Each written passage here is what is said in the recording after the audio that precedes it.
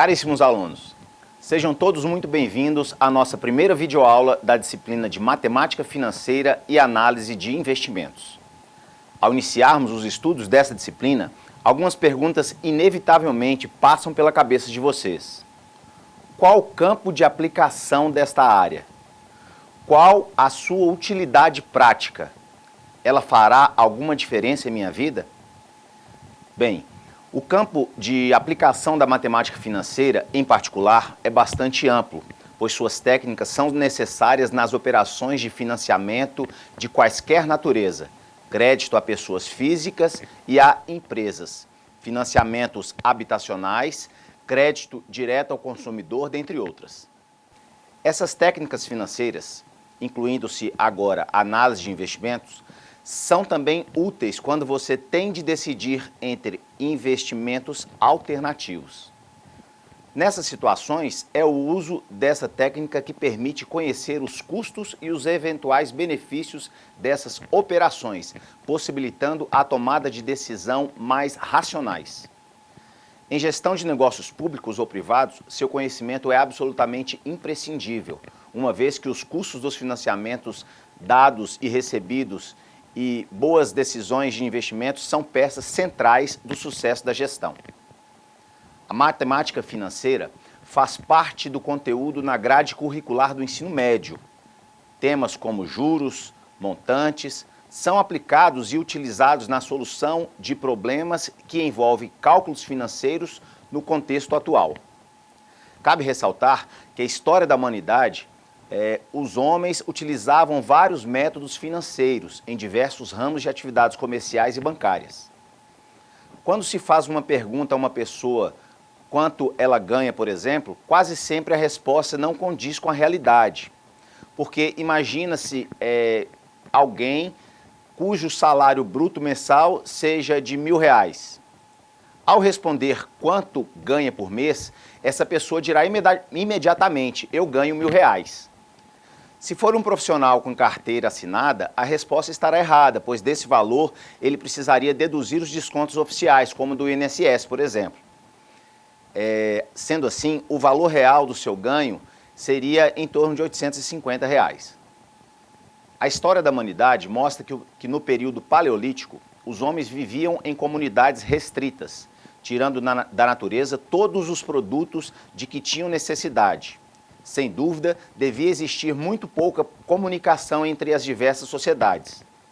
No entanto, o homem evoluiu, assim como utilizou ferramentas ou inventou objetos para solucionar os problemas e para manter relações sociais e comerciais com outros seres humanos.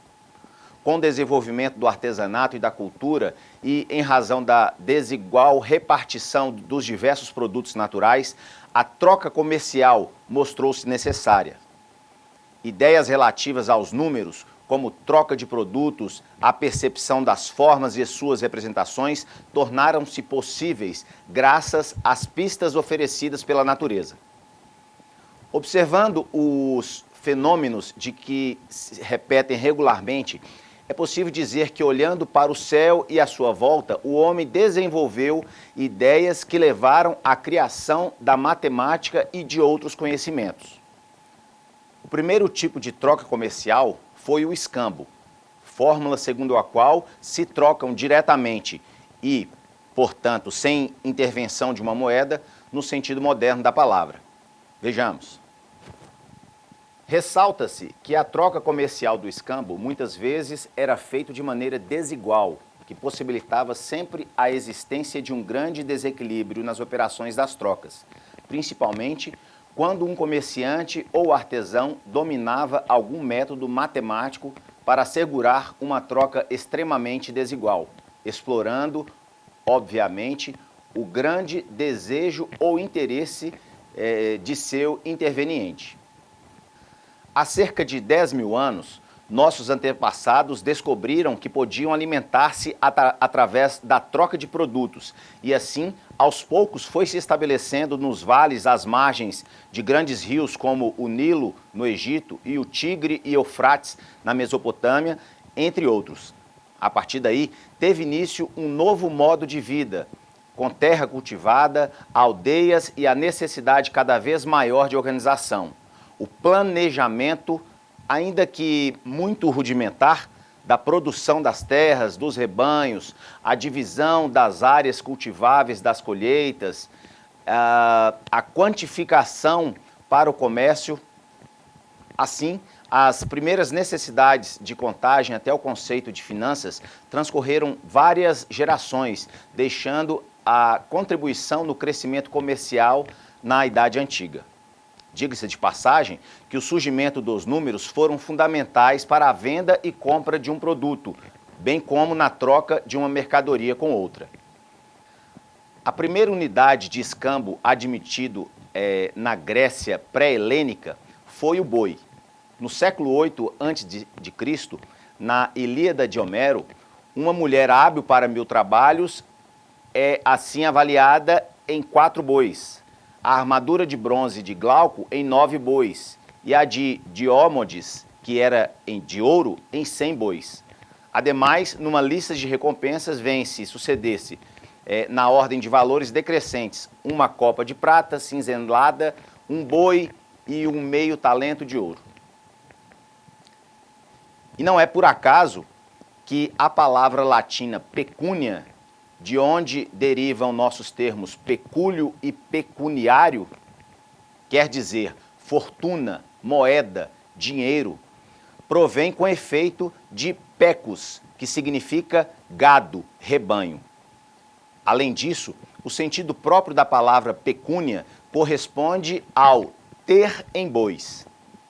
A palavra sânscrita, rupa, de onde vem rúpia, como os termos germânicos fel e vi, dos quais é aparentada a palavra inglesa fee, salários, constitui igualmente uma lembrança do tempo em que as propriedades, os honorários, as oferendas e até mesmo os sacrifícios rituais eram avaliados em cabeça de gado.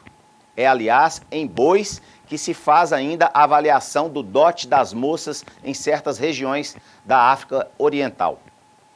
Eis a razão pelo qual, no decorrer da Idade Média, a relação comercial se transformou em financeira.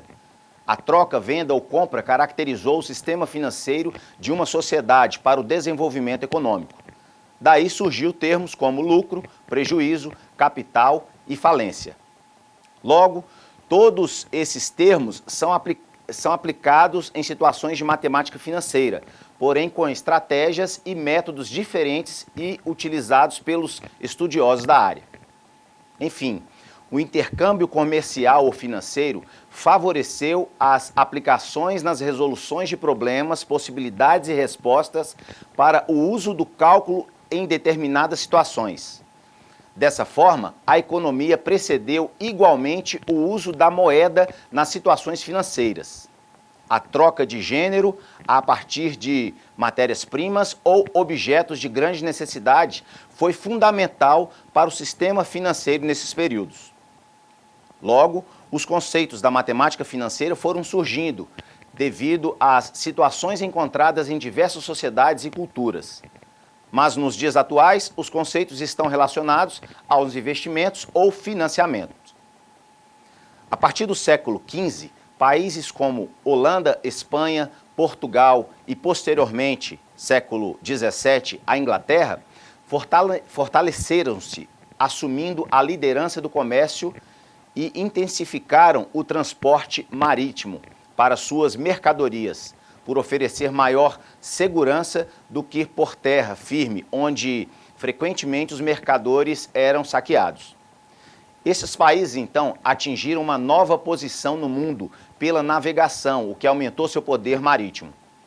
Essa transformação deu-se em razão do grande achado geográfico constituído pela descoberta do caminho marítimo para a Índia e, sobretudo, pela descoberta do Novo Mundo, a América.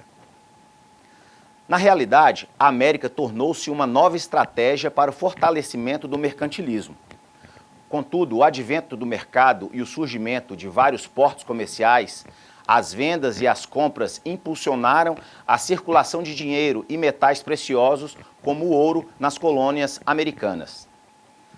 Na área do domínio do dinheiro, no século XIX, gravita em torno de um dogma, o padrão ouro.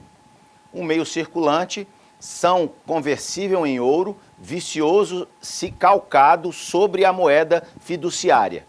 O papel, segundo a sagrada palavra de Adam Smith, seria mero substitutivo de um instrumento dispendioso e pesado por outro mais barato e mais cômodo. A emissão, seja para a corrente pluralista ou para a corrente unitária, teria sempre garantindo o seu funcionamento, a base metálica. Leito seguro das operações internacionais, com o automático equilíbrio das trocas. Uma boa circulação seria dessa sorte a que pudesse a todo momento internacionalizar-se, servindo o meio interno em meio exterior de compra e venda. Um ponto a ser destacado é apontar que as finanças aumentaram com o surgimento das relações internacionais, fato esse que permitiu às nações fazerem acordos comerciais e financeiros, com a tendência ao crescimento econômico. Especificamente no Brasil, existe um sistema financeiro nacional que possibilita uma ligação entre pessoas e empresas que dispõem de dinheiro para emprestar e pessoas e empresas que necessitam de dinheiro para movimentar. O ensino da matemática parece utilizar-se de discursos, por vezes, falaciosos em afirmar que a matemática escolar deve ser sempre aplicada, ou que o bom ensino dessa disciplina é aquele que se fundamenta no alicerce sólido de suas bases teóricas. A matemática, que deve ser apresentada em sala de aula, seja ela teórica ou aplicada, é aquela baseada no contexto do aluno. Assim, entende-se que a valorização do contexto do aluno é prioridade para as propriedades de operações matemáticas e soluções de problemas. E o cotidiano está repleto dessas situações matemáticas. Essa valorização pode ser encontrada em uma série de normas e regulamentos que estão baseadas no ensino médio atual no Brasil, através de normas e diretrizes apontadas pelos parâmetros curriculares nacionais do ensino médio e das diretrizes curriculares nacionais. Com o surgimento da Lei de Diretriz e Base da Educação, a LDB, dos PCNs e dos projetos políticos pedagógicos das escolas, novos espaços e novas discussões se abriram para educadores em geral. Constantemente, eles são convidados a tentar novas experiências, novos caminhos. Dessa forma, o docente não pode continuar a ministrar conteúdo tão desconexos da realidade de nossos alunos e até mesmo da nossa vida, só porque alguém em algum momento os selecionou, priorizou ou hierarquizou. Não se pode contentar em responder evasivamente que tudo o que ensinamos os alunos ainda precisarão algum dia ou que vai cair na prova quando questionados sobre a validade ou intenção do que é ensinado. Nesse aspecto, a matemática financeira, tão presente desde cedo na vida de todas as pessoas, pode desempenhar um importante papel na prática docente. Percebe-se que as discussões sobre as normas e regularização para o ensino da matemática está voltado para o cotidiano e na formação cidadã do aluno. No ensino da matemática destacam-se dois aspectos básicos. Um consiste em relacionar observações do mundo real com representações, esquemas, tabelas, figuras. Outro consiste em relacionar essas representações com princípios e conceitos matemáticos. Nesse processo, a comunicação tem grande importância e deve ser estimulada, levando-se o aluno a falar e a escrever sobre matemática, a trabalhar com representações gráficas, desenhos, construções, a aprender como organizar e tratar dados. A aprendizagem matemática está ligada à compreensão, isto é, à apreensão do significado. Apreender o significado de um objeto ou acontecimento pressupõe vê-lo em suas relações com os outros objetos e acontecimentos.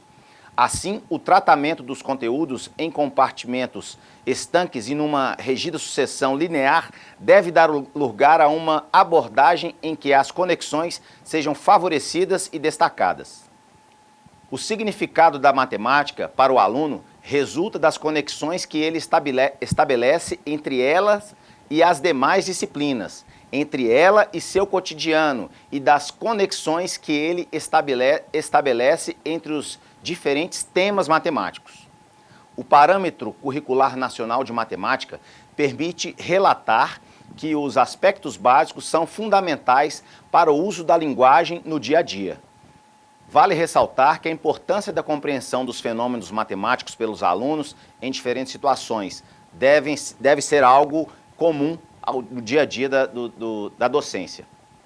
Os conteúdos devem permitir ao aluno investigar e argumentar sobre uma fórmula ou até mesmo aplicar as equações através de uma figura ou objeto.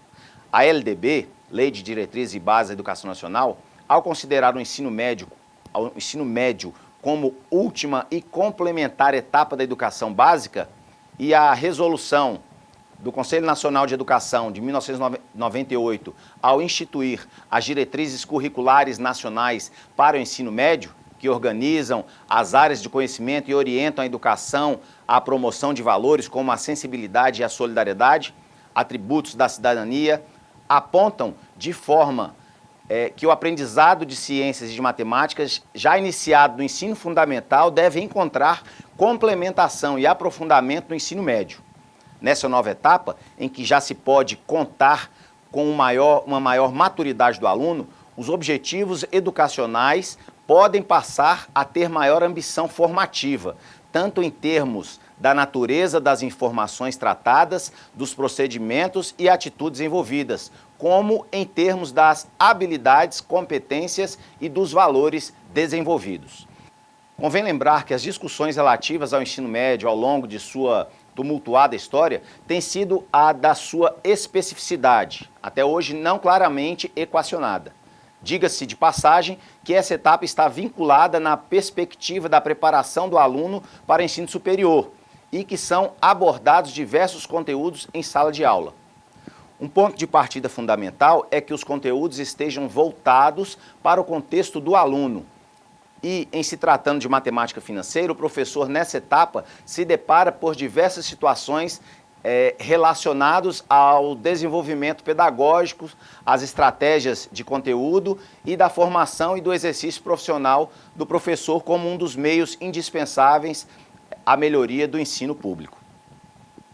Assim como ocorre com outros conteúdos, o trabalho com a matemática financeira diretamente ligado aos conceitos, definições, fórmulas, aplicações que podem ser apresentados como atividades, pesquisas, exposições ou até mesmo palestras, e com ou sem interferência do docente, e que as competências e as habilidades sejam voltadas para as condições de uso no contexto social. Nesse sentido, juros simples, compostos, taxa de juros, lucro, estão associados à investigação e compreensão de um fato ou problema matemático que os parâmetros curriculares nacionais do ensino médio recomendam para a articulação didática em sala de aula. Conceitos, definições, aplicações têm semelhanças e diferenças na forma com que são tratados pelas distintas ciências. Uma discussão geral de certos métodos, procedimentos e investigações que são instrumental comum das várias ciências pode ser ilustrada com a variedade de formas pelas quais desenvolve os conceitos de igualdade e variação, de conservação e transformação, ou analogamente de unidade e diversidade, de identidade e evolução, revelando elementos comuns ou distintos sob codificações aparentemente idênticas. Com base nessas informações, a matemática financeira pode ser compreendida de maneira diferente pelas áreas no uso do dia a dia. porém os registros de conceitos, fórmulas e situações, problemas embasados na investigação. Esse ramo da matemática visa estudar o valor do dinheiro no tempo, nas aplicações e nos pagamentos de empréstimos. Tal definição é bem geral, que o professor terá a oportunidade de aplicar situações-problema no contexto social. Parte dos contextos tem sentido e alcance praticamente universais, podendo assim ser evocados em qualquer circunstância e escola. Contudo, os conceitos relacionados da matemática financeira visa representar o princípio para a aplicação da educação financeira. As diretrizes curriculares nacionais para o ensino médio, com a promulgação da Lei 9.394 de 96, a LDB, o ensino médio passou a ser configurado como uma identidade própria, como etapa final de um mesmo nível da educação, que é a educação básica, e teve assegurada a possibilidade de se articular até de forma integrada em um mesmo curso, com a profissionalização, pois o artigo 36 prevê que o ensino médio, atendida a forma geral do educando, poderá prepará-lo para o exercício de profissões técnicas. Essa formação do educando permite incentivo a pesquisas que poderão surgir durante o ensino médio. Outro fator importante que nessa etapa incentiva as investigações sobre os conceitos matemáticos. Nessa definição de propósitos, percebe-se que a escola de hoje não pode mais ficar restrita ao ensino disciplinar de natureza enciclopédica. De acordo com as diretrizes curriculares para o ensino médio, deve-se considerar um amplo espectro de competências e habilidades a serem desenvolvidas no conjunto das disciplinas. O trabalho disciplinar pode e deve contribuir para esse desenvolvimento. Conforme destacam os parâmetros curriculares nacionais do ensino médio e os parâmetros curriculares nacionais, o ensino da matemática pode contribuir para que os alunos desenvolvam habilidades relacionadas à representação, compreensão, comunicação, investigação e também à contextualização sociocultural. A matemática financeira é usada em muitas situações de nosso cotidiano e um de seus principais conceitos é o juro, uma relação entre o dinheiro e o tempo. A pessoa que conhece os fundamentos da matemática financeira pode adotar uma postura consciente em seu papel de consumidor, evitando o endividamento e o pagamento de juros altos. Entre as inúmeras aplicações da matemática está a de auxiliar na resolução de problemas de ordem financeira, como cálculo do valor de prestações, pagamento de impostos, rendimento de poupança e outros. A matemática financeira está, portanto, cada vez mais presente no cotidiano social. Exemplo disso são as poupanças, juros, impostos, porcentagens, desconto, aumento, entre outros, e deve ser utilizado para a dimensão de investigação no desenvolvimento de competências e habilidades, que são essencialmente formadoras, à medida que instrumentalizam o uso dos cálculos financeiros. A matemática financeira tem como objetivo básico o de efetuar análise e comparações dos vários fluxos de entrada e saída de dinheiro de caixa, verificados em diferentes momentos. Receber uma quantia hoje ou no futuro não são, evidentemente, a mesma coisa. Em princípio, uma unidade monetária hoje é preferível à mesma unidade disponível amanhã. Postergar uma entrada de caixa, recebimento, por certo tempo, envolve um sacrifício, o qual deve ser pago mediante uma recompensa definida pelos juros. Dessa forma, são os juros que efetivamente induzem o adiamento do consumo, permitindo a formação de poupanças e de novos investimentos na economia. A matemática financeira é uma ferramenta utilizada na análise de algumas alternativas de investimentos ou financiamentos de bens de consumo. A ideia básica é simplificar a operação financeira a um fluxo de caixa e empregar alguns procedimentos matemáticos como a aplicação de capital. Assim, as noções e as aplicabilidades da matemática financeira estão relacionadas a uma série de fatores ligados às unidades monetárias. O sucesso ou insucesso de uma situação econômica, de uma atividade produtiva, de remunerações salariais e outras situações que permitem a maioria dos cidadãos utilizar para entender muitos aspectos relacionados ao uso da porcentagem em situações de leitura, informações de gráficos e tabelas voltadas às operações financeiras. O advento das leis 4.595 de 64 e 4.728 de 65 marca o início da estruturação orgânica do sistema financeiro nacional, muito embora grande parte de suas instituições já se fizessem presentes no mercado interno, seja de longa tradição, seja de recente inovação. Até então, a prevalecente linguagem do juro limita-se a especulações sobre os conceitos de desconto por dentro e desconto por fora nas operações cotidianas realizadas pelos estabelecimentos bancários e os efeitos derivados dessa distinção dicotômica sobre taxa nominal e taxa efetiva. Assim, com o surto inflacionário que ganhou novo ímpeto a partir do fim da década de 50 e grande impulso nos anos 60, dois eventos suscitaram particular ênfase a outros aspectos da problemática da taxa do juro.